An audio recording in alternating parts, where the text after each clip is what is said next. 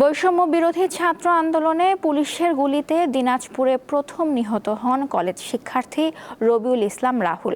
গত বছরের ৪ আগস্ট ছাত্র জনতার আন্দোলনে গুলিবিদ্ধ হয়ে চিকিৎসাধীন অবস্থায় মৃত্যু হয় তার। সঠিক চিকিৎসা না পাওয়ার আক্ষেপ রয়েছে পরিবারের।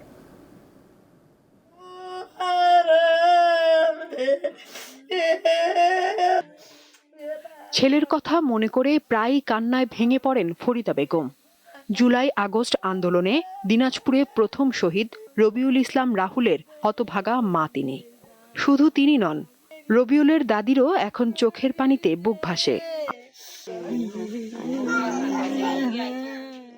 কলেজ শিক্ষার্থী রাহুল ৩ ভাই বোনের মধ্যে ছোট হওয়ায় আদর একটু বেশি। ভালো ব্যবহার ছিল রাহুলের, সব সময় হাসি খুশি মনে থাকতো। কেউ কেউ বুঝতে পারেনি যেগুলো কত কষ্ট হয়েছে কি এরকম। লেখাপড়াও ভালো ছিল। ওকে যখন আমরা বলতাম মানে সবাই তো অনেক কিছু করতে, তুই কি করবি, তো ওই সময় বলছিল হচ্ছে যে তোদের থেকে আমি সব থেকে বড় কিছু করে দেখাই দিব। ২০২৪ সালের ৪ আগস্ট মিছিলে দিনাজপুরের অর্ধশতাধিক শিক্ষার্থী আহত হয়।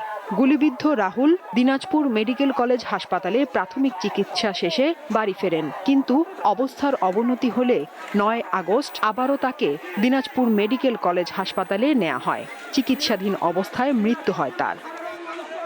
মেডিকেলের প্রাথমিক চিকিৎসা ওরা বলছে যে এখানে অ্যাবসেট করা আসলে সমস্যা হবে, আপনারা আমরা সাধারণ ট্রিটমেন্ট দিচ্ছি, আপনারা ড্রেসিং করে বা ট্রিটমেন্ট করে আপনারা বাসায় চলে যান, ১ মাস বা ১.৫ মাসের মধ্যে আসেন, আমরা দেখবো। তবে এখন পুলিশকে পুলিশ আসতে পারে, সমস্যা হতে পারে, আপনারা নিয়ে যান, এমন বলছিল মেডিকেল হসপিটাল। ওখান থেকে আমরা নিয়ে আসার পরে ২ দিন পরে এই সমস্যাটা আসলে এই গুলিবিদ্ধ হয় এবং তার শ্বাসনালীতে আপনার টিয়ার সেলের ধোঁয়া ঢুকে পড়ে। তো সেটা নিয়ে সে হাসপাতালে চিকিৎসার জন্য যায়। চিকিৎসার জন্য গেলে আপনার সেখানে ডাক্তার তাকে চিকিৎসা দিয়ে, যেহেতু ওই মুহূর্তে আবার গ্রেফতার হওয়ার ভয় ছিল একটা, যার কারণে সে হাসপাতালে অ্যাডমিটেড হয় নাই।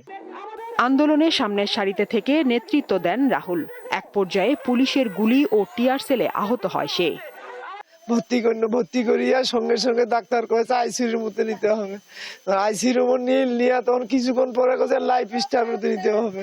ওইটা নিয়ে তখন এই ২-৩ দিন থাকার পরে মারা গেল। আর ছেলেটা ঘুরে আসছিল না, আমার শেষ হয়ে গেল। ও আমার অবলম্বন ছিল। এ ঘটনায় গত বছর ৭ সেপ্টেম্বর একটি হত্যা মামলা দায়ের করে রাহুলের পরিবার। দীপ্ত, বার্তা কক্ষ।